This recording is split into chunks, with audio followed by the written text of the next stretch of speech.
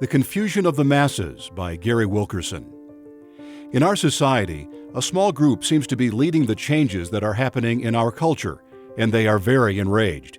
The whole situation reminds me of the large crowd who stormed into the stadium in Ephesus to protest Paul's ministry. In Acts 19:21 through 41, the people leading the riot were the idol makers. But for the thousands of other people in the stadium, Scripture doesn't use the word enraged. It uses the word confused for them. I don't know if you've ever seen that show where the television reporter goes to college campuses and asks protesters questions about why they believe what they believe, or why they have a placard pro this or anti this. The reporter asks them why they're there, and they say, well, because it's right. It's a movement. This is correcting an injustice. They're just spouting off what professors, society, the media, or friends are trying to tell them is cool or relevant. If you're not supportive, you're a hater. Who, as a teenager or young adult, wants to be an outcast? They have no idea what they're actually doing there, no idea at all. They don't know the history of the movement they're supporting. They don't know why they believe what they believe.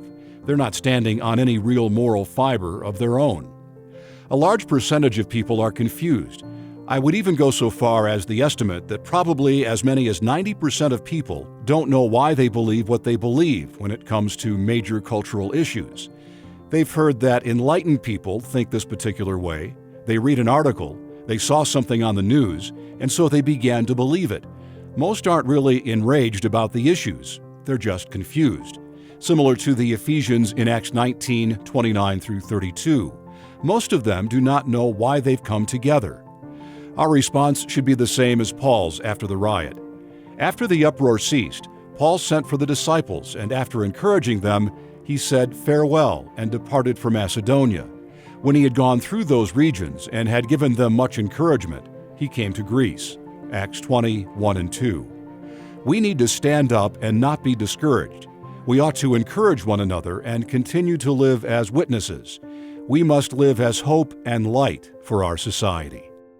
World Challenge, transforming lives through the message and mission of Jesus Christ. Visit us online at worldchallenge.org.